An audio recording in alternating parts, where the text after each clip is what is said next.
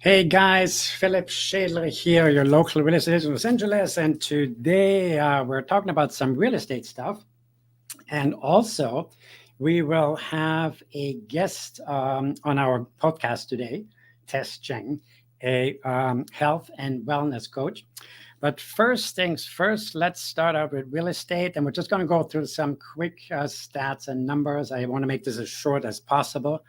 So let me share my screen with you. Let's see, there we go. So first of all, this is what we're going to talk about today. Mortgage rates have actually dropped somewhat. Don't get too excited. They're about 6.7% on mortgage rates, daily mortgage rates. But if you have a good mortgage person, you might get 6.5%. We really would like this to come down to 5. Again, the market is a bit slower because less sales have happened. So there's a bottleneck situation going on where there's new inventory coming. So the inventory is actually growing, which we're going to look here in a minute. But it doesn't really mean more sales, if that makes sense. Let's look at the inventory real quick. So total, right now we have 651,453 units. That's single family residences, not including townhouses, not including condominiums. This is single family resident. This is up from a year ago, which was approximately, I want to say 480, 490 maybe. So we do have 30 and 38% growth. The total inventory is 1.28 million.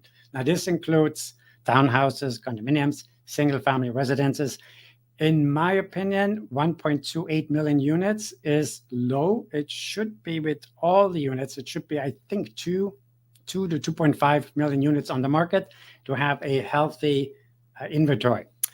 New listings, which are not sold yet, is 57,000 this week. So there is a bit of an increase, as you can see.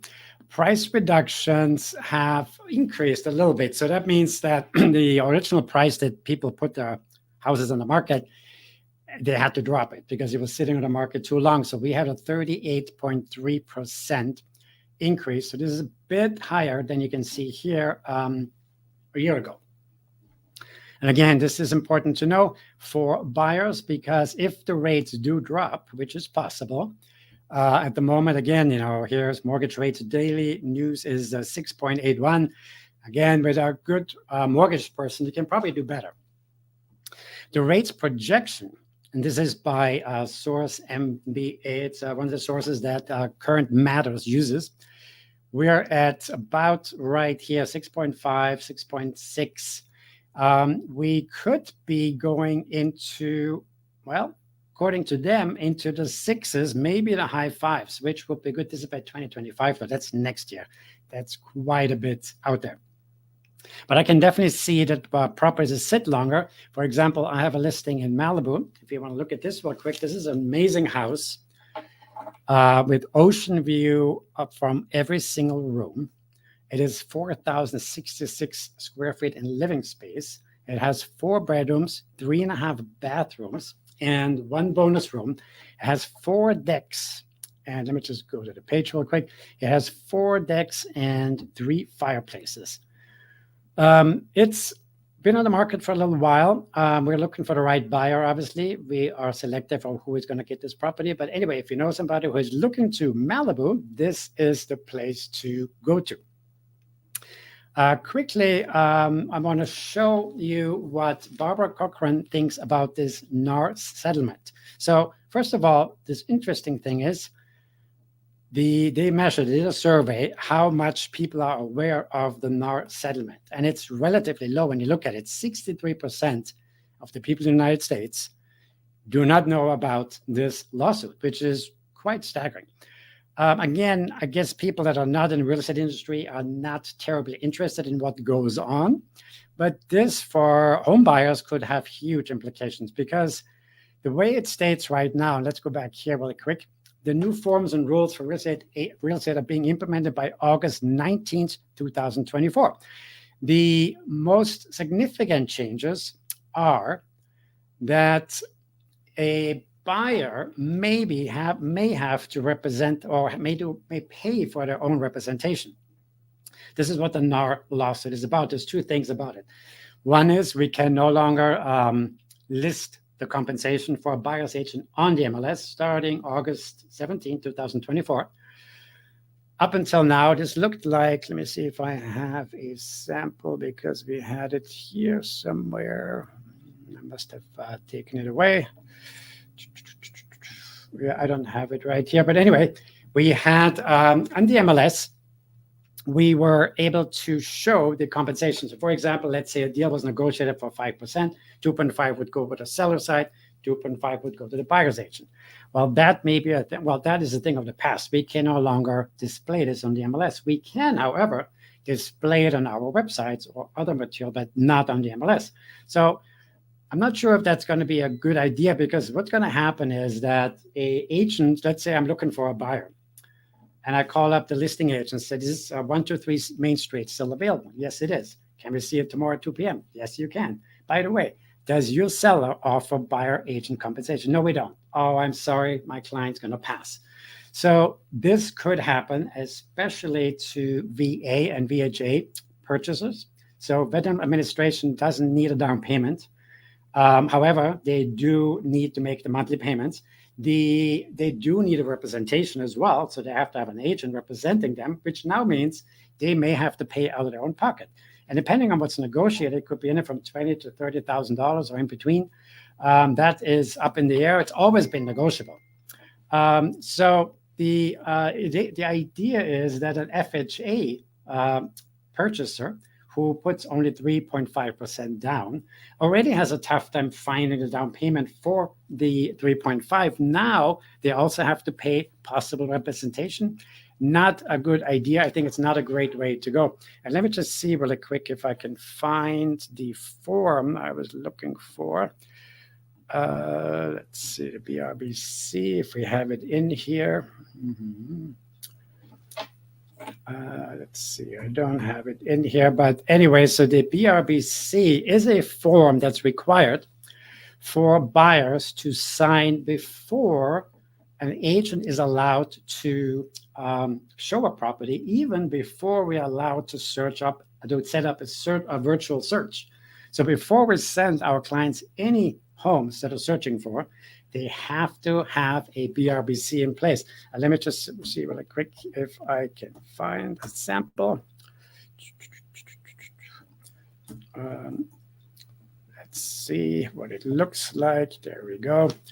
So let me just get back over here and share this screen. 1 second. So this is what the form looks like.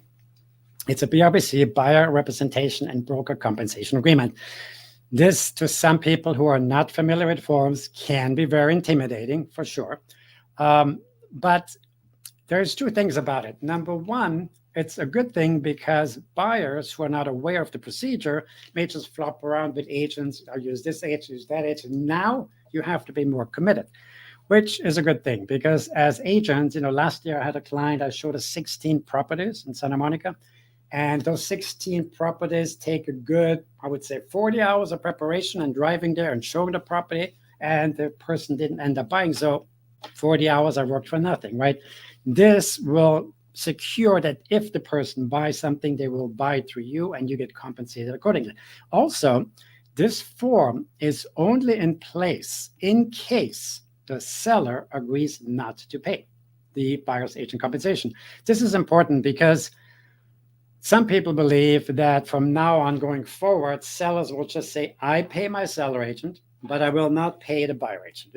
It's possible. The downside of it is that the buyer agent brings about 50% of the buyer pool. The seller agent brings the other 50%. So now by cutting out the buyer's agent, you're cutting out these 50% of people coming to your listing, which means you might sell for less. This is something we have yet to see. I personally have only seen one listing so far that offers 0 BAC, buyer's agent compensation. It was a real estate agent that sold the property. I have yet to see more. Having said that, I do have a listing coming up in Brentwood. It's a very affluent area in Los Angeles. And a trustee, because a person, the owner has passed away, the trustee is considering not paying buyer's agent compensation. This would be the first deal for me where we would make such a deal. It is possible that it would work. because it is a hot area. It's really right in the hustle bustle. So it's a condominium and it's kind of like New York style living space. So I could imagine that somebody who wants to purchase a $1.2 million condo will come up with the $20,000, $30,000 commission, whatever it is, to have them represented. We'll see. This is something we have yet to find out. Let's see what else we have to discuss here. Yeah, this is like I said, will sellers recognize the downfall for not offering BAC? And also, what will happen is I think there's going to be a combination of compensation going on. So, for example, the seller might say, I offer 1% the BAC to the buyer agent compensation. And then the buyer can make up the difference. It's also possible. It's also possible to do it with concessions or paying the closing costs. So obviously the seller would be interested and motivated to sell the property, right? So that's very important to know. Let's see what we have. Really quickly, I just want to show you what Barbara Conkren, if you pronounce that name that way, has to say about this whole situation, which I think is a really interesting input.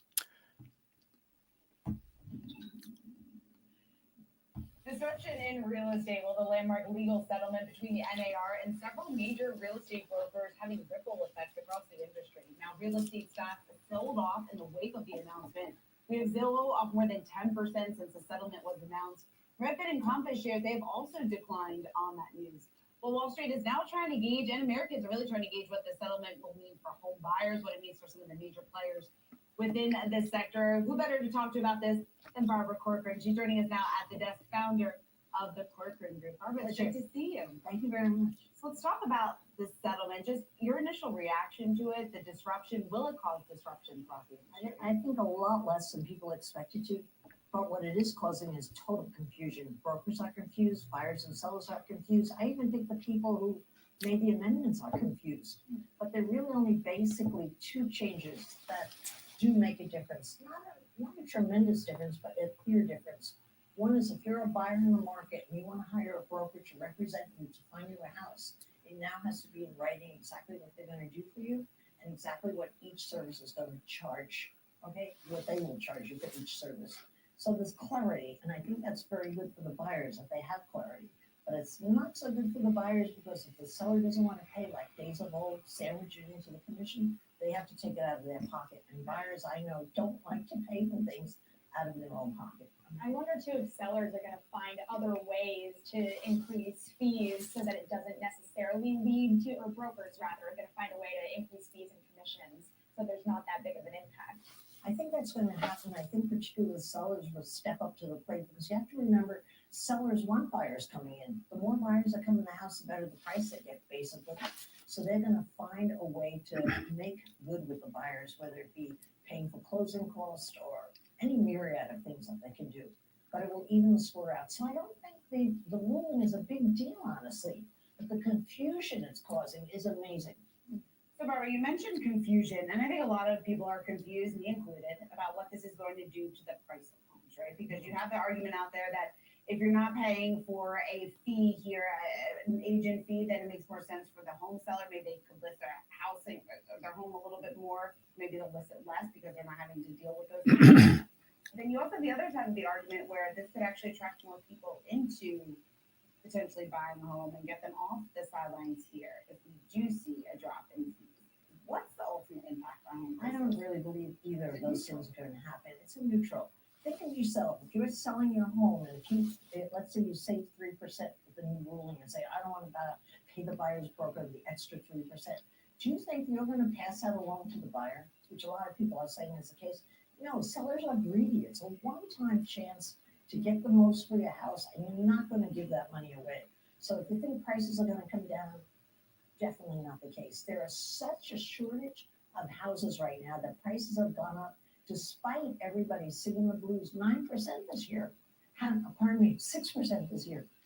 How did that happen? It happens simply because of supply and demand. There's a lot of buyers and not enough houses to be available, and that's what moves the market. Do you see prices continuing that move to the upside? I think the prices are going to go through the roof, especially if interest rates come down another point by year end. I think everybody and their mother and their in-laws is going to come out and get a new house. And the competition is going to be so fierce that house prices will have to go up So when should people be buying? right now. But that's always my mantra. Always the best time to buy. Not because I'm an ex-real estate broker by any means, but I'm sure I'm biased in my attitude toward it. But it always is true that the minute you go out in the marketplace when everybody else is out, you always pay more. Why would you wait for that? A real driver here when we talk about the pricing. This is very true. And I'm going to send that link into the YouTube channel in the comment section. So if you want to watch the whole thing, highly recommend it, because as Barbara pointed out, the inventory is still low. This is why the prices are high and have gone up. And this is it for real estate. So next, I want to introduce my next guest, who's been on the show before. And our guest is a certified health and wellness coach with a master's in clinical nutrition from NYU. She's passionate about supporting others in their health journeys. As an expert in creating sustainable lifestyle changes, Tess is also a speaker on topics of wellness and nutrition. Beyond her expertise in disease prevention, she enjoys rollerblading with friends and naked dogs, whatever that means. Today, she's joining us. She's joining us to explore the joys and surprises of our nation's favorite creamy dessert. Hello, Tess. Can you hear me? Oh, let's see. You seem to be muted. I cannot hear you. Let's see. Try it again. Did you unmute? Hello? Hello? For some reason, I cannot hear you. Did you plug in a microphone or something? Hello, hello? Hello? Maybe, no, I cannot hear. Maybe you want to try unplugging the microphone, because for whatever reason, we don't hear, and use the, let me see if I can do anything here. Yeah, and here you're unmuted. Might want to try to leave the studio and come back in. Do you want to try that? See, hang on a second. Reduce, let me adjust the volume. Yeah, we got the volume. Everything is fine here. Hello? I cannot hear you. Cannot hear you. Try leaving the studio and come back in.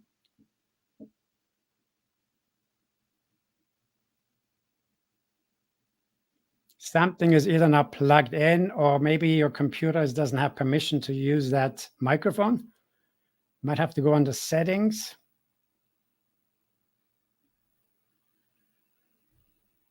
Cannot hear you. Try to leave and come back in. Yeah.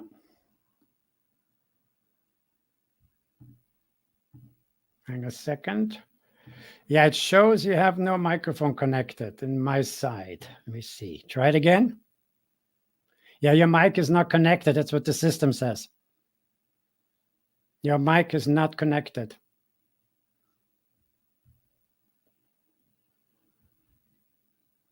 Hello? Okay, she's trying to have a little bit of technical difficulties. She's trying to go back in the studio. And I think there is an issue with her microphone. Let's see, what else did we have here to discuss really quickly? Anyway, let's just talk about the NAR lawsuit again. Okay, so here she's back. Let's try and see if it works now. Hello? Me? Yeah, now it's better. Hello? Okay, I unplugged my earphone. That's what I thought it was. Okay. Anyway, Tess, how are you today? Finally, we got the technical difficulties out of the way.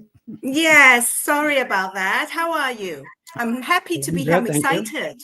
Yes. Yes, very, very exciting. So I understand this is the month of ice cream. Is that correct? Is there such a thing? It's very much so. It's National Ice Cream Month. We be. So does that mean we're going to all go out and celebrate? Yes, and have a big jar of ice cream. So speaking of, obviously I introduced you. You are a health and wellness coach with a master's degree in nutrition from NYU. So I have a couple of questions. Number one, since we're on the subject of ice cream, how bad is ice cream? Let's put it this way.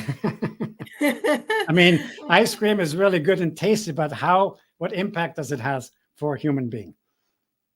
The main ingredient is sugar. That's one of the main ingredients.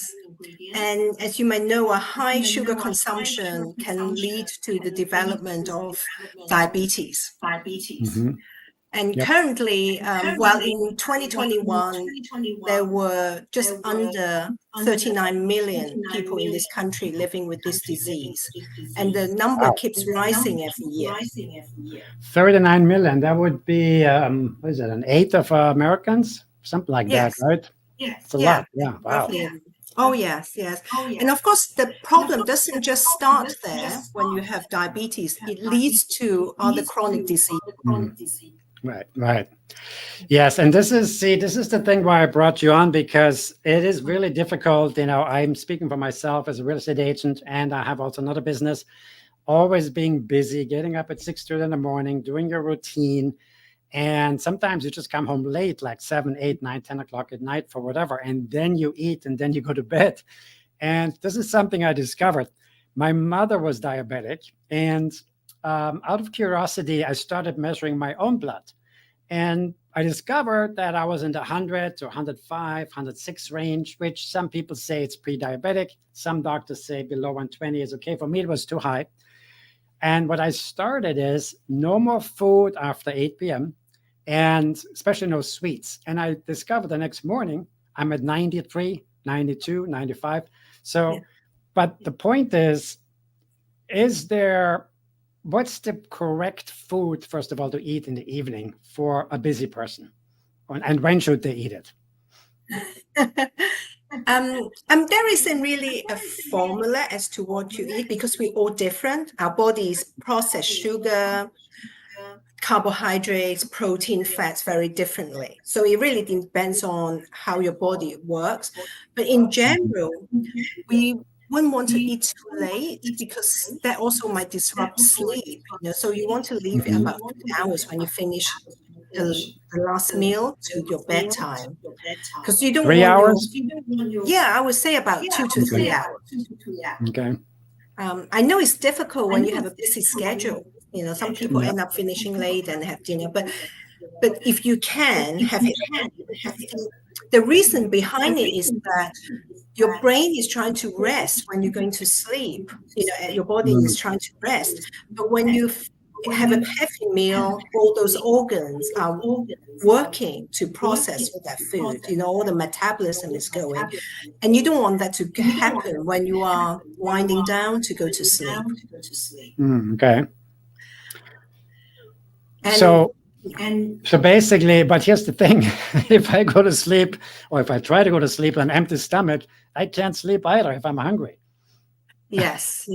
So maybe not have it. You have to gauge how you feel. Some people, I personally can eat 3 or 4 hours before I go to bed, and it works for me.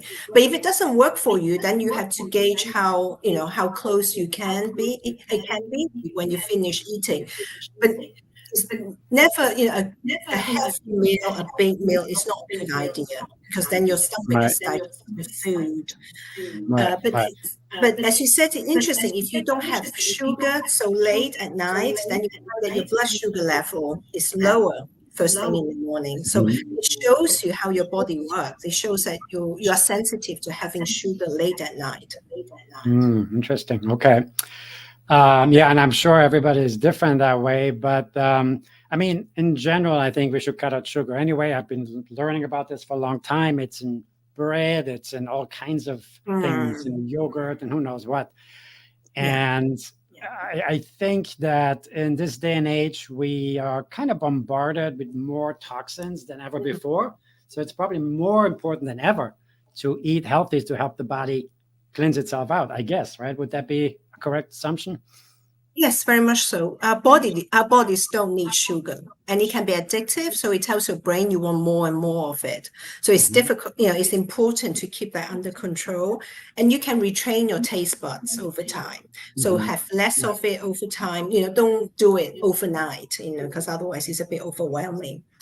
But have little, less by, less by, little every day, or, just cut it down bit by Mhm. bit.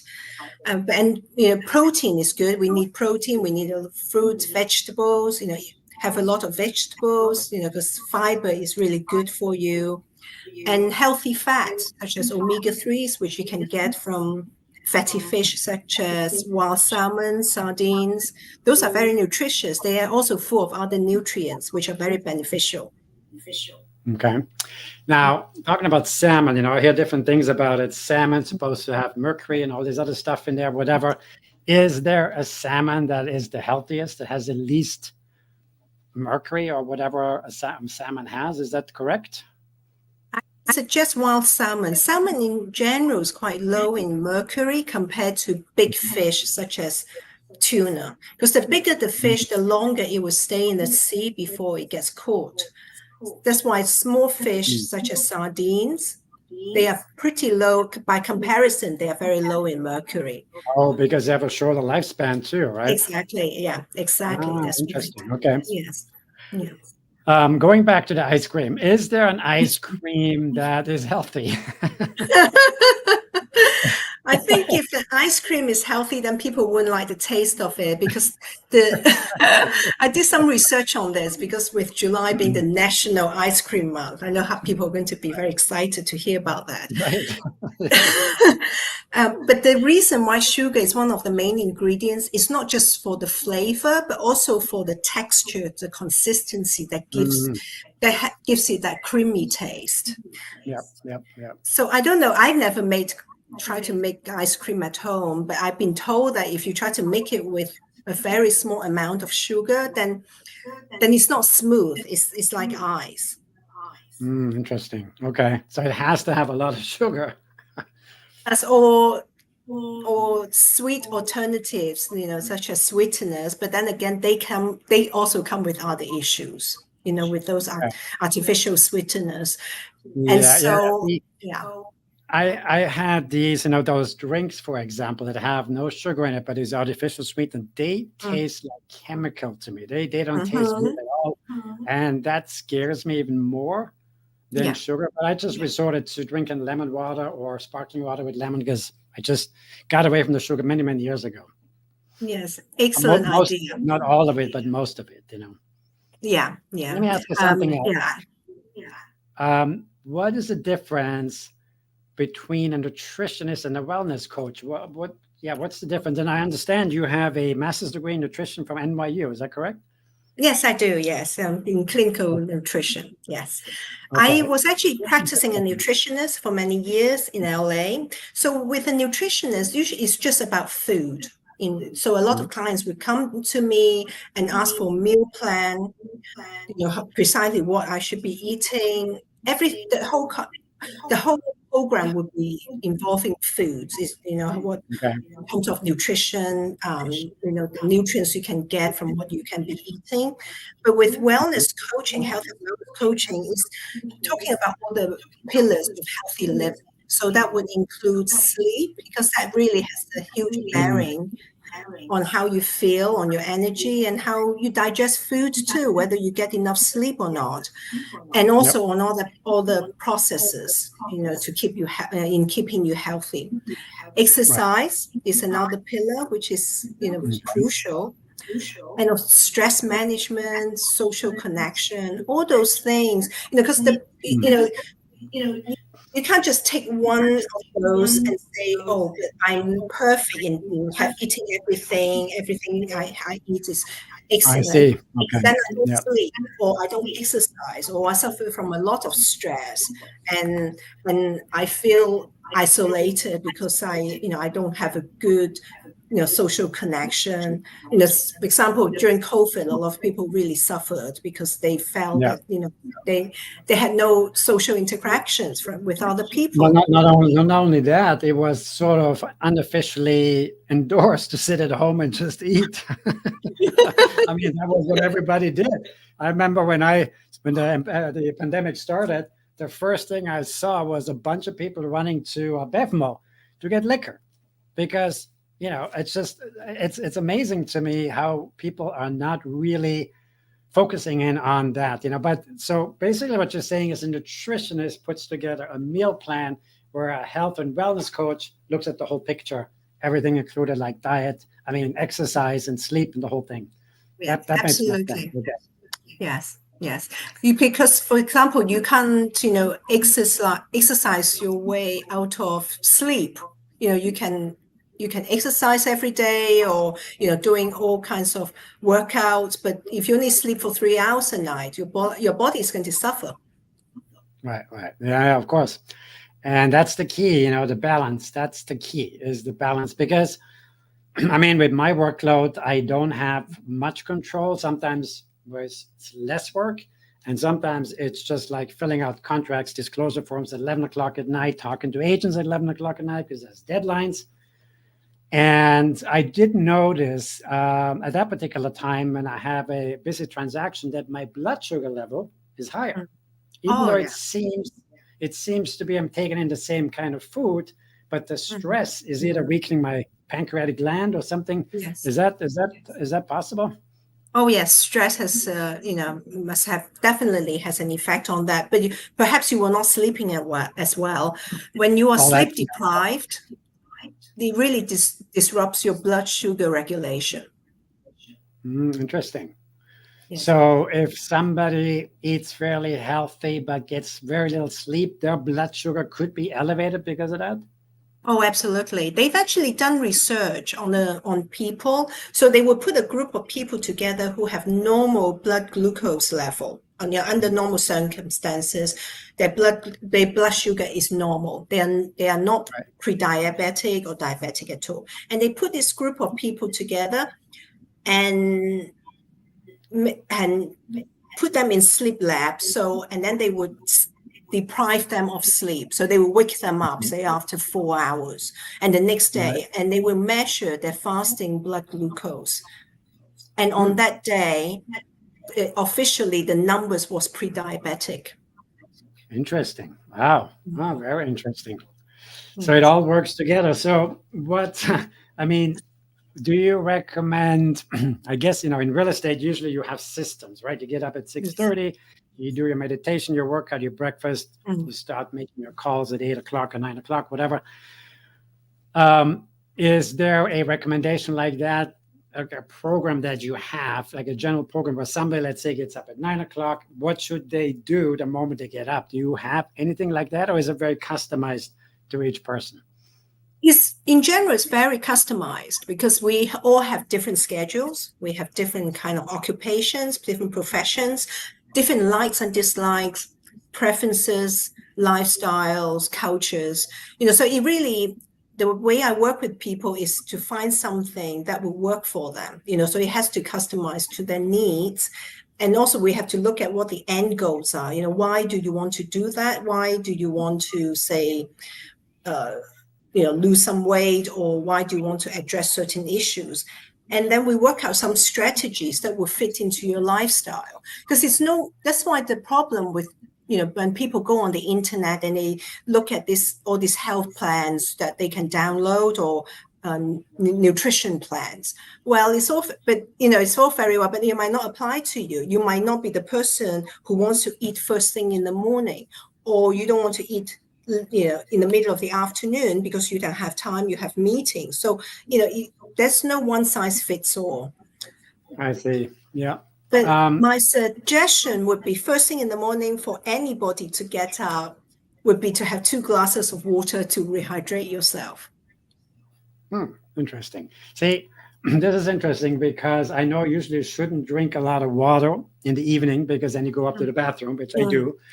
But I tend to be most thirsty in the evening because I work all day, I run around, maybe I didn't have enough water intake. Yes. So I will sometimes drink 8, 16, maybe even more, 20 ounces of lemon water, always lemon water. I probably consume, I would say, a good 10 plus lemons per week, right? Because I love it.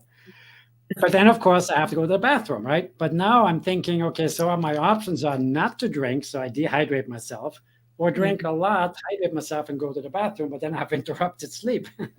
So it seems to me I prefer to quench my thirst and rather go up during the night than not. I don't know which one is better, really. would you would you consider having your water intake most of it during the day? I try. I mean, I do try, but sometimes it's just not, either I forget or I don't have it with me. I'm driving around to show properties, or it's just hectic. I Mm, grab a quick lunch, I grab a water, but that's not enough, one bottle of water. So I feel like I'm replenishing in the evening everything I missed during the day, which in my yes. opinion, I might be wrong, is better than not drinking enough water at all. If if that works better for you, but I would say try to get the water intake in during the day when you can. Maybe set a reminder on your phone to Okay. remind you to have water. So, and have a water bottle with you in the car. All right. Keep water wherever you go, and Not have in your water. plastic, right? Not in plastic, correct? Not in plastic. Is that, well, it has to be PBA free, I think, right? Yes, Because I yes. heard of people having their bottles in the car, the sun heats up the bottle, the chemicals go in the water, and Oh, the yes, person drinks the chemicals. exactly. That's right. Which But you is can get which is special, yeah. okay. Go ahead. But you can get special water bottles, Right, okay. which are chemical free. Got it. Another interesting thing you mentioned before, because we had you on the show before, and I thought this was fascinating, and confirm this for me if this is true. When you eat a banana, it's a certain amount of sugar. When you blend it, it increases the sugar, like a smoothie. Is this correct? Like blended fruits increase in sugar? Yes, yes. They do? Why? Why? It's the same banana. Well, it's not increases the amount of sugar. It just speeds up the process. It goes straight into your bloodstream, because then your body does Oh, not have to digest it. It doesn't have the fiber. It's got rid of the fiber. But when you're blending it, all the fruits. mhm. So when you have fruit juices, it's all this liquid. If you can imagine, you just drink it. It just immediately hit your bloodstream rather than going through your stomach, going through all that digestion process. It's interesting you mentioned that, because I love blood orange juice, right? And I get it at Bristol Farms in Santa Monica. It's fresh squeezed. It's not cheap. And I can drink 2 or 3 of them in an hour, no problem. But I noticed even at nighttime, if I drink it, my blood sugar level doesn't go up as much as if I do eat a piece of cake or something, or something sugary, refined sugar. Is there a reason for that? Yes, because with refined sugar, it's just pure sugar, whereas with fruits, you still got a little bit of fiber with it, even if it's just juice. Got it. It's a healthier version, but at the same time, it might still, increases your blood glucose level compared to some other foods that that has more protein. Got it. Okay. So what is there anything fun about ice cream other than the moment when you eat it? Because obviously right after, everything else is not fun, right, for the body. So it's really a momentary indulgence, which might be 5 minutes where you really enjoy the ice cream, but afterwards you feel guilty. So I guess since there's no substitute for good ice cream, I guess the idea would be just to have much less, like once a week, or is that what you recommend, or what would you say to that? Yes, I would suggest having it as an occasional treat when you're out with friends, or when you're out at a party or something. And when you do, watch out for portion sizes. So rather than have a big container, have a scoop, or maybe 1.5 scoops. You can savor the taste. And my biggest suggestion would be, don't keep any at home. You know what? It's funny. I was just gonna mention that. Since about a year or so, I have 0 sweets at home, because if I have them, and even though I'm resisting for a few days, there is the point where I just go to the refrigerator and eat it. And speaking about proportions, right? I mean, yes, I go with the best intention to my freezer to have a small amount, but guess what? Then I have to repeat it because it was Yeah. so good. So the best thing is, you're absolutely right. Don't even have it at home. I have no ice cream in my freezer anymore for that reason.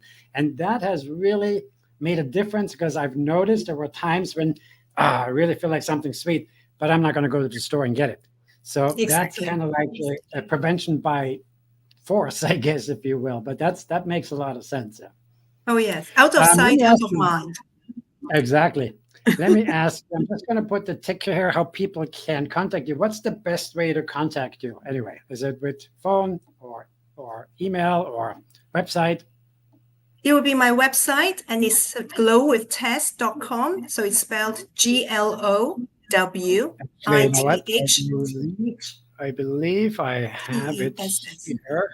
There we go. That's Ah, it, right? yes, exactly. So it's glowwithtess.com with one Okay. W. And then they can Okay. fill in a contact me form there. And that way they can Perfect. and I will contact them back, for a conversation. Okay. That's great. That's a great website. I like it. It looks very fresh and clean and healthy. Thank you. Is there anything else you wanted to add real quick before we wrap it up? Yeah, by the way, what was the thing about the naked dogs? So beyond their expertise in disease prevention, she enjoys rollerblading with friends and naked dogs. Have I ever seen a naked dog? I'm trying to remember.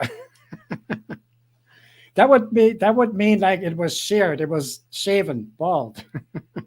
No, it was just a funny thing. I thought we're dogs because they don't wear clothes, not like us. So, Well, they are all some do, naked. you're right.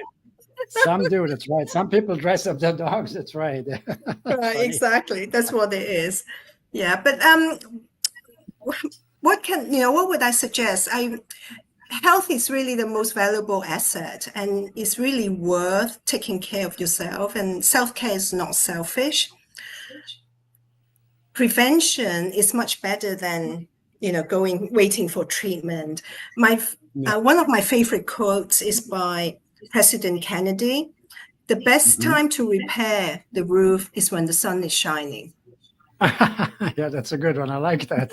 Another one I like, you told me a long time ago, is best to eat food like medicine or later Yes. in life eat medicine as food, which is really interesting because this seems to be the trend that if somebody has an issue, maybe from eating, overeating, whatever it is, nutritionally an issue, they just pop a pill, right, to cover it up, to cover up the symptoms, but not the cause. But what you're saying is be smart about eating like vegetables, medicine that's medicine for your body, rather than later in life eating food as medicine. And this is, what happened to my mother, for example, because with diabetes especially, the real issue, the serious problem with diabetes manifests itself much, much later in life. Because I remember my mother would, be very upset that she had diabetes. We would be sitting in the living room and have something sweet. And every now and she would say, oh, screw it. Today I'm just going to sin like a sinner. I'm going to have a piece of chocolate, right? And what we were trying, because I really cared about my mom, obviously I loved her dearly. And I researched this subject a lot. And I discovered that when we eat sugar, before it comes back into balance, right? There is damage done on the nerves if it's too long. It's called polyneuropathy. And later on in life, she had like stinging and in her pain in her legs, right? And this is leading back to all the sinning she has done when she threw down that chocolate just for the heck of it. And that's why it's really important, I think, that people really focus on the now, what they're taking in now, so they don't have to pay later. I guess that's the idea of that saying. Oh, absolutely. And diseases take years to manifest themselves. You don't develop a disease overnight, and it takes time, and you might not necessarily notice the symptoms until, something is really developed. And at that point, it might be difficult to reverse it. And then you go on medications. Of course, medications all have side effects. Yes, of course. Yeah, you have to. Yeah. I know from my mother, she had to take, I don't know, 15 pills. 3 were just to neutralize the side effects of another pill. Yeah, It's exactly. a downward spiral. Exactly. And now research is coming out showing, a lot of research is coming out showing that diabetes increases the risk of Alzheimer's almost twofold. Oh, really? Wow. Yeah. Wow. Interesting stuff. Anyway, we have to wrap it up. We're at 11:15. Hey, Tess, it was really great for you to come on. Very valuable information. We now know that ice cream tasted great, but it's not good for us. And to have it in moderation and get enough sleep and really work out a plan. And I guess the best thing for people who don't know where to start would be to contact you. And because I know, where are you right now? In Miami or in LA? Where are you right now? I'm in Miami. Miami, because I know I see you traveling all over the place. Galapagos, London. You went to Oman. You went to all over the place. You have clients all over the world, advising them on nutrition. So I guess the best thing for people would be to just contact you and see if you guys can work out a plan to get on board to get a healthier lifestyle and managing stressful career. Absolutely. You know, all of these things will affect the way you feel every day. You want to be productive. You want to increase your performance. So you want to, feel great every day. And a lot of these things are within your control. And now with Zoom, with the internet, people can get connected everywhere. So that's why I can travel, and I still I work with my clients, regardless of where they are. They can be based anywhere. That's amazing. Yeah, I mean, you're in a great career that way, because you may meet with the client initially, but then it's all Zoom and just kind of checking in with them, and hopefully they're honest with you. When they talk about it, right?